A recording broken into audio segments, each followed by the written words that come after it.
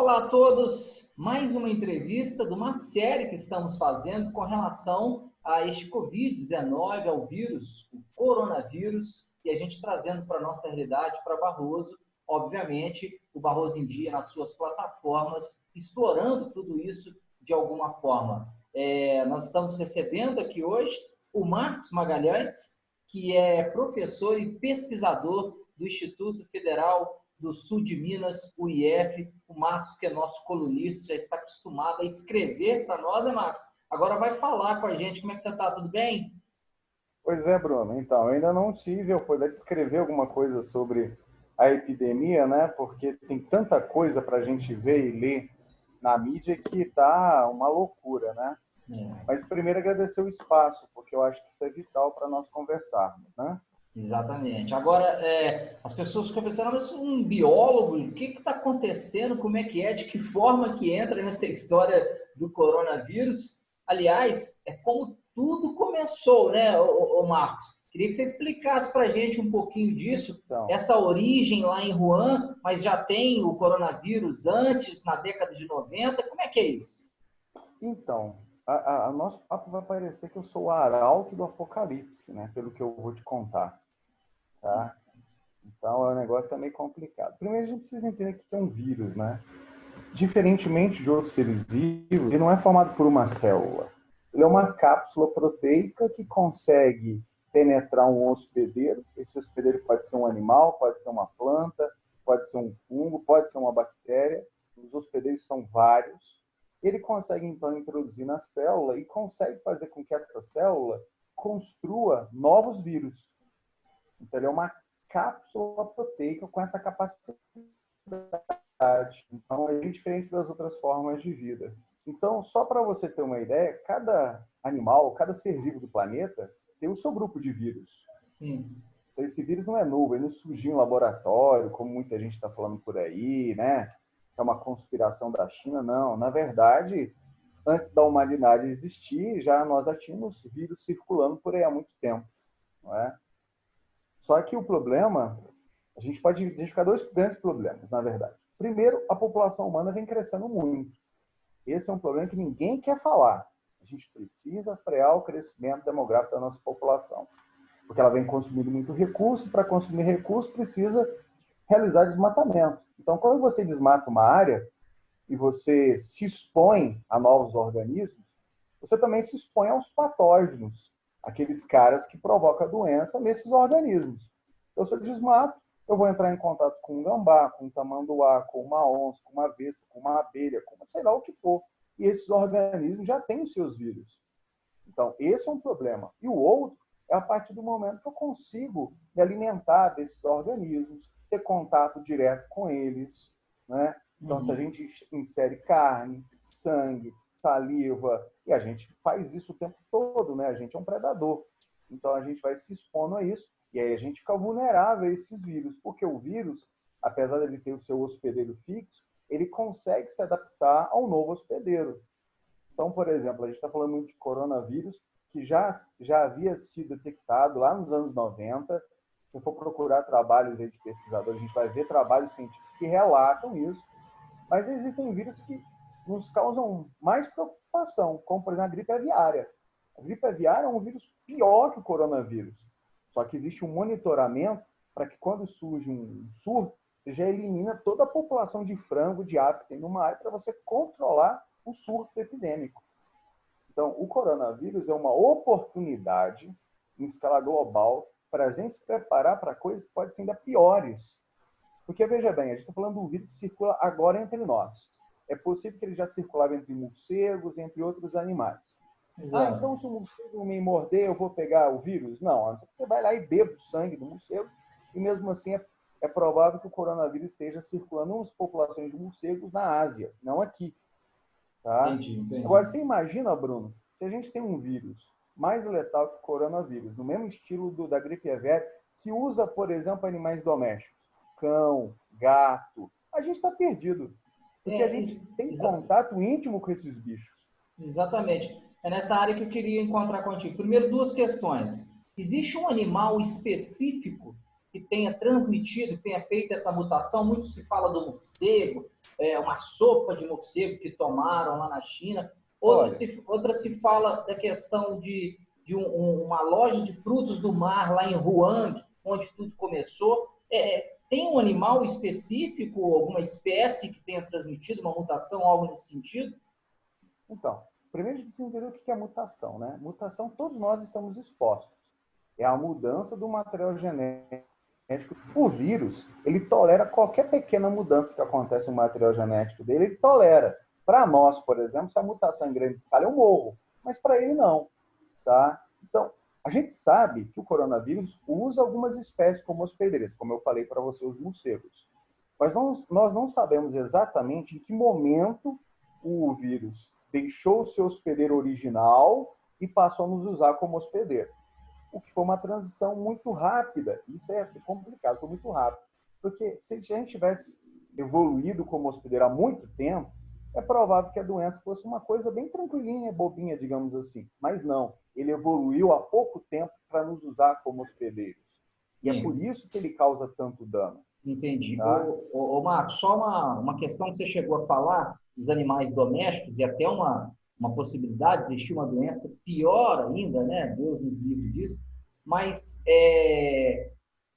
qual que é a relação dessa doença, do coronavírus, do Covid-19, com os animais domésticos? Por exemplo, Não, cachorro, nesse caso, gato, nenhuma. nenhuma, né? Nenhuma. Tá? Nenhuma. Eu não recomendo você beber sangue do seu gato. Tá?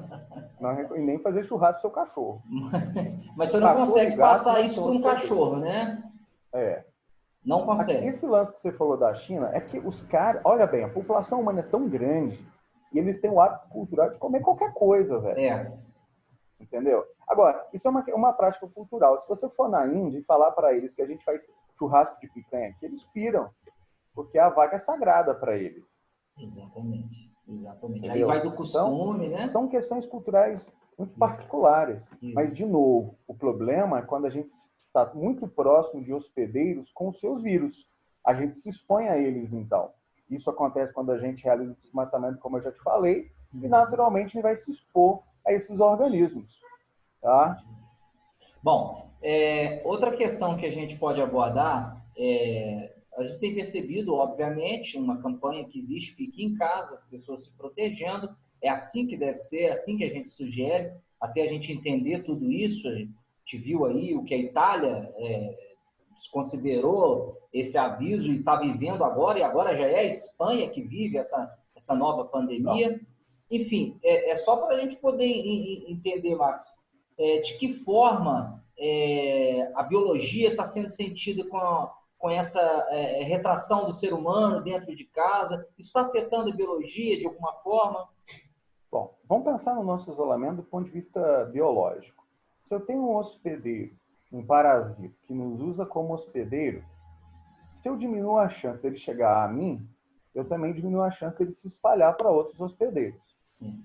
Então, o isolamento ele faz isso. Ele diminui a velocidade com que o vírus chega até outros hospedeiros. Tá? Na Coreia do Sul, Hong Kong, Singapura, China, eles já estavam se preparando para isso. Muita gente dizia, não, eles estão exagerando. Não, eles mostraram que foi possível experimentar uma pandemia dessa, perder vidas, mas conseguir controlar o fluxo. Veja bem, na China, a gente está falando de uma província, certo? Sim, sim. Uma província. Eles conseguiram fazer a retenção na província. Eles gastaram fortuna para fazer teste em todo o mundo. Mas ainda assim, o custo é bem menor do que se paralisar a economia toda. Lá eles fizeram isso. Nos Estados Unidos, a gente está vendo uma situação contrária. São vários focos espalhados pelo país. Então, a gente está fazendo o vírus circular numa escala muito maior do que na China. Tá? Então, a gente pode ver na China, ou nos Estados Unidos, uma situação pior do que na China. Porque a China já vivenciou, mais recentemente, algumas infecções virais, e eles conseguiram controlar H1N1, a gripe aviária, que sempre tem surto. Então, meio que eles já estavam se preparando, eles vêm falando isso, olha, a gente poderá ter uma pandemia. Os caras não deram atenção. Quando Exato. veio, a gente viu o resultado na Espanha, na França, na Itália. Agora, tem países que a gente não tem clareza do que está acontecendo. Vou dar um exemplo. O Irã. Nós não sabemos o que está rolando no Irã. porque tem toda uma política de não deixar vazar informação. Mas é muito comum o iraniano chegar num país e ele já está com coronavírus, quer dizer que lá o bicho está pegando, e a gente não sabe. Exatamente. Por exemplo, a Bielorrússia, por exemplo, que é um estado da antiga União Soviética, diz que vai curar com vodka e sauna. Para muito epidemiológico, a gente vai ver na Bielorrússia um exemplo clássico do que acontece com um país que não vai tomar nenhuma providência. Vai ser o caos. Bom, eu coloquei uma foto agora há pouco para a gente ilustrar de uma pessoa se protegendo, um animal também. Você falou sobre isso. Eu queria que a gente reforçasse, então, essa questão dos animais domésticos. Com esse Covid-19, coronavírus, não existe nenhuma possibilidade de transferência. Não. Até o presente momento, não foi feito nenhum estudo que comprove a presença desses bichos. Esse é um momento muito importante, Bruno, da gente valorizar a ciência.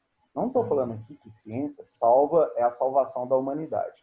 Mas em tempos que a gente vem cultuando pseudociência, achismo, e a gente não escuta o que a pesquisa diz, que a gente está falando de profissional que trabalha há, às vezes, meio século com isso, de gente séria. Então, é no momento que a gente precisa entender a ciência. A gente não pode dar ouvido a cartomante, qualquer religião que seja. Não estou falando contra a religião, não é isso. Estou falando que, nesse momento, nós precisamos usar a ciência a nosso favor e entendê-la. E entender os fatos. Eu vou acreditar no cara que o cara acha isso. Gente, não se refuta a ciência com achismo. Se refuta a ciência com um outro estudo científico. Isso é muito importante que a gente diga aí. A gente já tinha comentado recentemente sobre essa onda perigosa no Brasil de achar que vacina não é legal, campanha anti-vacina. Nós estamos vendo o quanto que esses caras são malucos e irresponsáveis quando não se reconhece todo o estudo científico produzido. Exatamente. Até porque tem uma Organização Mundial da Saúde que está prezando por tudo isso. Ô, Marcos, uma questão interessante. Como é que está essa parte de pesquisa? Algum tipo de animal está sendo usado para tentar achar uma forma de defender do vírus? Como é que está isso hoje? Então, normalmente você tem aí em torno de 10 anos para produzir uma vacina. Essa é a média. Só que existe agora uma apreensão, então pode ser que a gente consiga uma vacina num período de tempo menor, 2 anos. Os chineses estão trabalhando nesse sentido. Porque se a gente conseguir produzir a vacina, a gente quebra a corrente de transmissão. Enquanto não tem isso, o que a gente precisa fazer então? Frear o crescimento do vírus a partir do momento que eu não deixo esses possíveis hospedeiros se encontrarem. Porque se um cara estiver contaminado, ele vai passar o vírus para os outros. E aí vai o efeito cascata, o efeito dominó. Por que às vezes as pessoas não estão tão preocupadas? Porque a gente ainda não tem no Brasil o ápice desse crescimento. Só que se você perguntar para qualquer cara que trabalha com epidemiologia, que trabalha com cálculo matemático, de previsão, veja o que os caras falaram. Se não for feito nada no Brasil, vai ter mais de 1 milhão de mortes. Mais de 1 milhão. Assustador. Não for feito nada. Já está sendo tomado umas providências? Já estão. Nós vamos ver o reflexo disso no final de abril. Mas no final de abril não morreu 1 milhão. Ainda bem que não morreu 1 milhão. Que bom, porque né? Parece que tem gente esperando que morra 1 milhão para falar, tá vendo? Valeu. É justamente essa parte também que eu queria colocar uma opinião que eu ouvi ali nas redes sociais. Aliás, as redes sociais hoje não são muito aconselháveis, não. Mas difícil, gera ansiedade, é uma circulação de má informação, não tem credibilidade. O Zé da esquina, que é um pesquisador, não sei de onde, fala um negócio, não, tá vendo? Ele falou. E aí é aquilo que eu falei, a gente está desconsiderando a ciência. E a gente tem que ficar aqui, como jornalista também, desmentindo aquilo que não é notícia. Está sendo uma guerra muito grande. Enfim, como é que você tem visto isso também, esse comportamento humano, rede social? O Brasil conseguiu polarizar até a doença, até a pandemia. A pandemia no Brasil virou uma guerra política. Como é que você está vendo isso, mano? Pessoalmente, eu acho ridículo, né? Tem gente que ainda está na eleição até hoje. Está usando a pandemia para discutir. É hora da gente unir a nação, independente se você é a favor daquele de X ou de A, e seguir as orientações da Organização Mundial de Saúde, que representa todo um gama de pesquisadores do mundo todo E a partir desse trabalho científico a gente diz, olha, preciso fazer isso, isso e isso. Pronto, final. Qualquer outra observação, orientação além disso, cai naquele achismo que a gente está falando. E aí você me desculpa se isso é do seu candidato ou não é. Não é Sim. esse o problema, pessoal. É normal, como nós somos uma espécie social, né? Todo primata é social, nós e todos os outros macacos, quando a gente se isola no convívio social, a gente tem dificuldade de se adaptar a isso. Isso está no próprio material genético nosso, que a gente chama de comportamento animal. A gente é uma espécie que existe há mais ou menos 100 mil anos, o vírus já existia muito antes disso, né? Então, a gente tem 100 mil anos de evolução de uma vida social. De repente, a gente se vê numa situação que a gente precisa se isolar. Então, é normal que isso gere ansiedade, que isso gere um desconforto, tá? Mas é para a gente aprender também como se virar nessas situações. E olha, o ano passado eu estava dando uma aula de evolução e eu comentei justamente isso, Bruno. Olha, vai chegar um momento que a gente vai passar por uma pandemia que vai usar os animais domésticos, cachorro e gato, e esses bichos é tudo geneticamente frágil, que nós manipulamos geneticamente esses bichos para ter cachorro bonitinho para ficar em casa, domesticamos lobo, gatinho tudo bonitinho, galinha, pouco, tem variedade genética nenhuma. Bicho, quando você não tem variedade genética, o risco de doença, de extinção é gigantesco. A gente vive um monte de bicho frágil geneticamente. Se um vírus usar cachorro e gato, galinha, porco, a gente está perdido.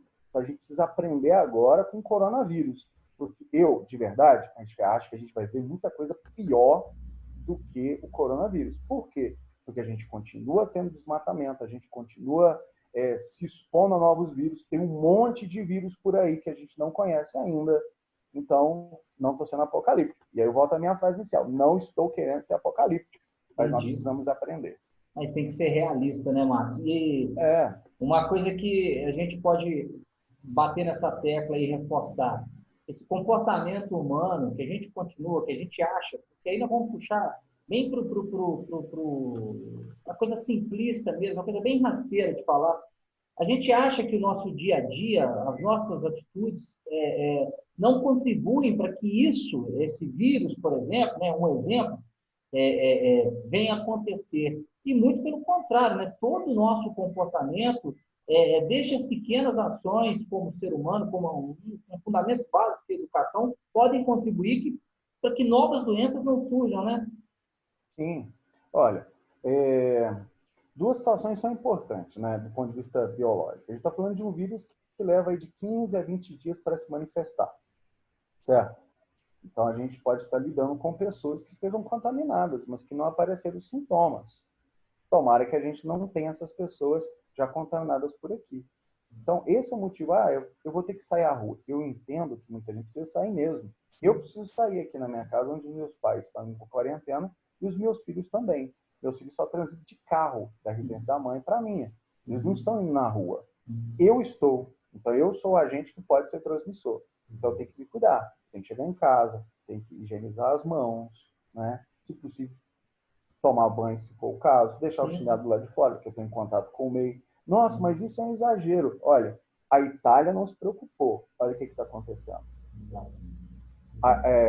Olha bem, a gente está falando de um problema social, médico, social, biológico, e a gente acabou de falar da reação das pessoas a esse isolamento.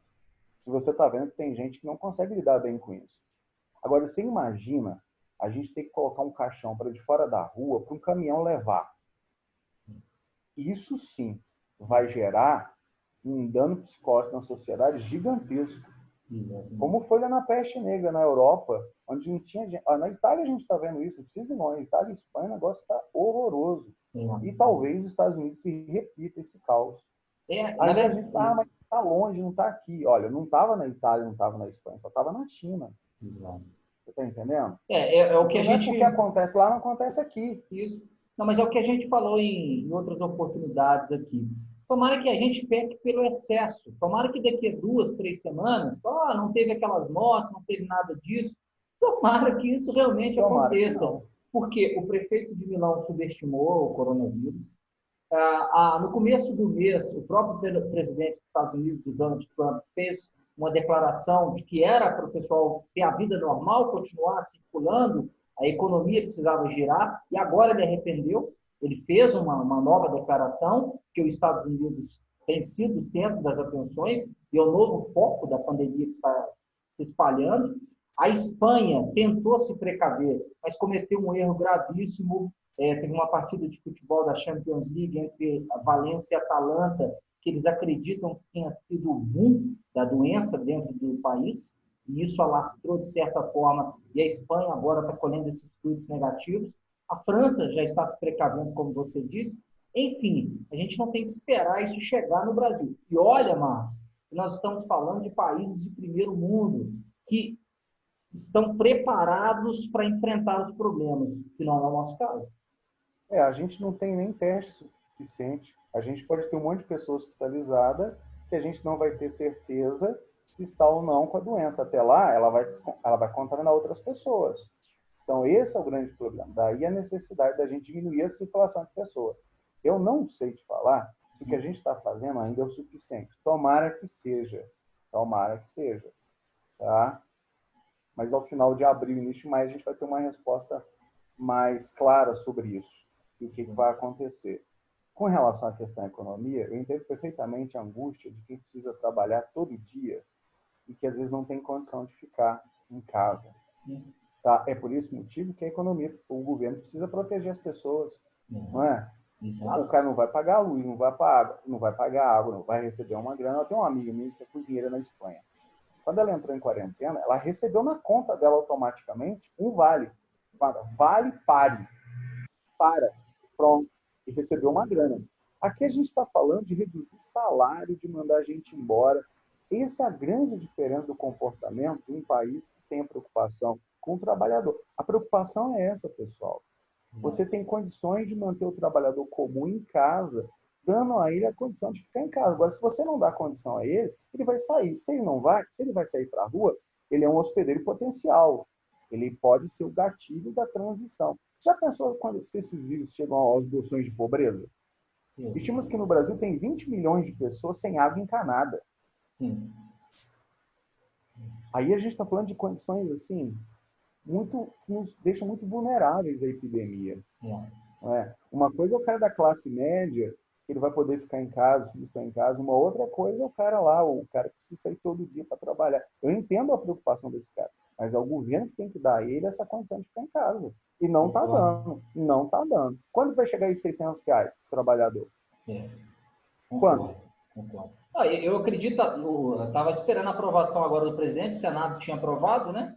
Estava esperando agora a aprovação do presidente, que até o momento, agora há pouco, estava acompanhando, não tinha tocado no assunto. Então, é o que você disse, as pessoas já estão esperando. Por quê? Porque as contas vão continuar chegando, não adianta, as pessoas precisam sobreviver, e acredito que a gente está muito desamparado nessa questão de benefício, né? De ajuda do governo. É a questão da diferença do primeiro mundo, o país subdesenvolvido que é o nosso. Mas, ô Marcos, só uma questão para a gente finalizar, para a gente pontuar aqui. Primeiro, já queria te agradecer desde já, sei que você tem os tempos aí todos administrados e fica difícil achar uma brecha, mas te agradeço desde já por essa oportunidade de esclarecer para a gente e falar dessa parte também do vírus, que a gente precisa saber e precisa entender com o que a gente está lidando, o que a gente está enfrentando e de que forma a gente não tenha outras guerras dessas pela frente. Eu acho que é difícil a gente dizer que não teremos. Eu acho que, como eu disse para você, nós estamos tendo a oportunidade de aprender. Por quê? Porque a população humana continua crescendo, a gente continua tendo um impacto muito grande, negativo, sobre o ambiente, e o ambiente reage a isso. O vírus não é um organismo inteligente. O vírus não é uma praga divina para fazer a gente pagar os nossos pecados. A consequência das viroses transitando, das bactérias, dos protozoários, é da forma equivocada com que a gente trata os recursos naturais. A gente não sabe lidar com a nossa casa, que é a terra. Nós olhamos para ela e achamos que ela é fonte de lucro inesgotável. Então, acho que essa reflexão, Bruno, ela é muito mais profunda do que a gente imagina. Ela vai provocar uma mudança profunda na maneira de utilização dos recursos naturais. Uma maneira da gente encontrar um novo panorama econômico, um novo modelo. Porque esse modelo que a gente vive, ele está fardado ao fracasso. E a pandemia é um exemplo disso. A população precisa se reduzir, nós precisamos usar menos recursos naturais, precisamos proteger floresta, precisamos entender a natureza como ela é de fato. Como é que a gente vai achar isso? Investindo em ciência. Nós precisamos investir em ciência. Ela é a única ferramenta viável agora. Não estou desmerecendo a sua fé. Não é isso que eu estou dizendo. Eu estou dizendo que a gente precisa ser racional quando precisa ser racional. Quando a idade, os europeus passaram pela peste negra, logo depois eles experimentaram um momento histórico que chama de renascimento. E o que eles fizeram? Passaram a valorizar a ciência, porque eles viram que o bicho pegou, porque eles não tinham nem a noção de saneamento básico. Lá na Idade Média, aqui no Brasil hoje, onde a gente tem problema de saneamento básico, era comum da Europa da Idade Média. Então, é uma lição social, biológica, hora da gente valorizar a ciência e ser solidário uns com os outros, né? Então, ser menos egoístas e mais altruístas. Eu acho convite para essa reflexão. Com certeza. Eu acho que a gente pode tirar proveito de tudo isso, né? Trazer isso para o nosso comportamento diário. A gente pode acreditar a ideia de cada um no seu Deus, da sua forma, né? Na sua crença, mas também tem que acreditar nas pesquisas e investir para que possamos lutar, né? Acho que é por aí essa ideia, né? Eu nem falo que acreditar, Bruno. Quando um fato é provado, não é uma questão de acreditar, é fato. Pronto. Se você não quer entender o fato, é porque você não quer, ou você não tem capacidade ainda de entender o fenômeno. Mas a partir do momento que se tem, é fato estabelecido. Aí eu creio, não. E não é uma questão de crença. Se prova algo, beleza. Como é que você vai discutir isso? Se você provar o contrário. Como? Com outra pesquisa, para que se justifique isso. São fatos, entendeu? Né? Ô, Marcos, deixa uma mensagem para a gente aí, para o próprio ser humano, esse comportamento, às vezes, muito, vamos usar o termo idiota que tem aí, acabando com tudo, denegrindo tudo, e as consequências estão aí, tem a ver tudo isso. Eu acho que a grande mensagem é: precisamos compreender melhor a própria Terra.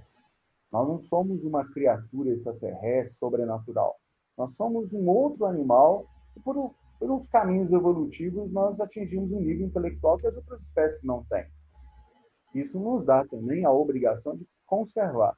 Eu costumo dizer, Bruno, que é chegada a hora. O que você vai fazer? Você vai conservar ou você vai destruir? Ah, mas eu preciso disso. Então, a gente precisa sair da nossa zona de conforto. Nós estamos muito comodistas com tudo. Por isso que muita gente se desespera. Ah, não tem a comida na hora que eu queria, agora eu não posso pegar o meu carro ir lá não sei aonde, não posso viajar para a China, não posso ir para Nova York, não posso fazer isso, não posso comprar o celular para ir na rua. A gente está habituado a essa vida consumista que nos exige todo momento do tempo. Então, a gente precisa refletir e pensar no que a gente quer, né? Então, é hora de você escolher. Você que está nos ouvindo, é hora de escolher. Você prefere plantar ou cortá-las? Poluir um rio ou lutar pela despoluição dele? Manter floresta ou derrubar mais floresta? As opções que nós fizemos até agora nos estão nos levando às pandemias. E aí? O que a gente vai fazer? A escolha isso parece... não é coisa de maluco, beleza, não, né? Os caras viajam. Cara, que cara viaja. Está na sua cara que a gente está destruindo o planeta e a gente está sofrendo um reflexo disso. Exatamente. Tá aí. É isso. Aparentemente a escolha não é muito difícil, não, né? Mas as pessoas precisam refletir e mudar o comportamento. Deixa eu agradecer a sua participação mais uma vez. Muito obrigado por nos atender aqui, sabe?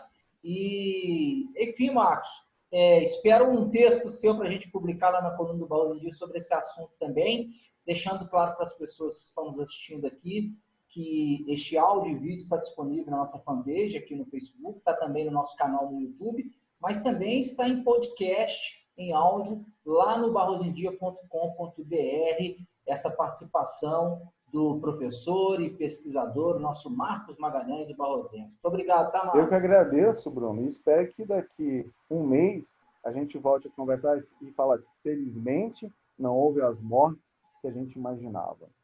Tomara. Tomara que nós todos abraço, estejamos então, cara. Um cerrados. abraço a todos. Obrigado, tá bom, Marcos. Valeu.